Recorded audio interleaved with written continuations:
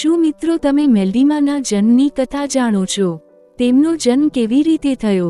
કેમ તેમનું નામ મેલડી પડ્યું? ચાલો સંપૂર્ણ કથા આ વિડિયો મારફતે જાણીએ.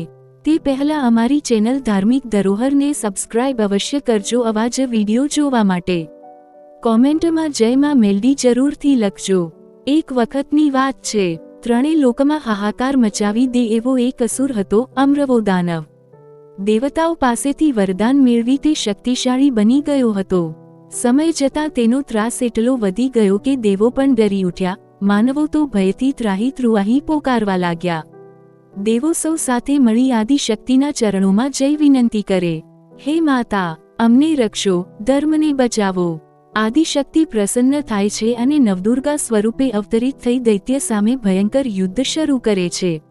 આ યુદ્ધ એક દિવસ કે બે દિવસ નહીં, વર્ષો સુધી ચાલે છે.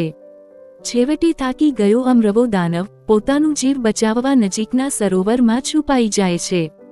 નવદુર્ગા માતા તે દાનવને કાઢવા માટે સરોવરનું આખું પાણી પી જાય છે. પણ ચાલાકીથી દાનવ એક મરેલી ગાયના શરીરમાં સંતાઈ જાય છે. નવદુર્ગા તેને બહાર લાવવા માટે પોતાના મેલમાંથી એક પુતળી રચે છે, તેમાં જીવ પૂરે છે અને તેને શસ્ત્રો પણ આપે છે. તે દેવી આગળ વધે છે. એક પ્રચંડ ગર્જના સાથે તે દાનવનો વધ કરે છે. યુદ્ધ પૂર્ણ થાય છે. પુતળી સ્વરૂપે જન્મેલી તે દેવી નવદુર્ગાને પૂછે છે, માતા, હવે હું શું કરું? પણ નવદુર્ગા કહે છે, તમે એક પાપી દાનવનો વધ કર્યો છે. તેથી નવદુર્ગા દેવી ત્યાંથી ચાલ્યા જાય છે. આ સાંભળીને તે દેવી દુઃખી થઈ ભગવાન શંકર પાસે જાય છે.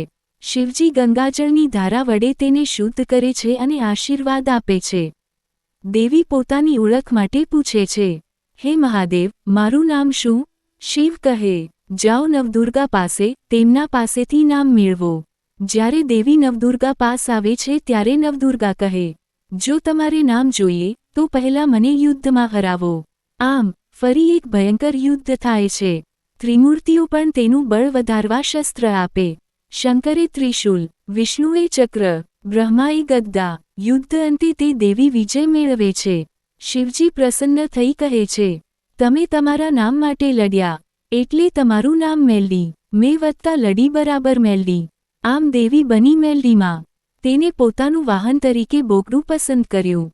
શિવજી ભવિષ્યવાણી કરે, કલિયુગમાં તમારો બહુ જ પ્રભાવ રહેશે. ઘણા મંદિરો બનશે, લોકો તમને અનેક નામોથી પૂછશે.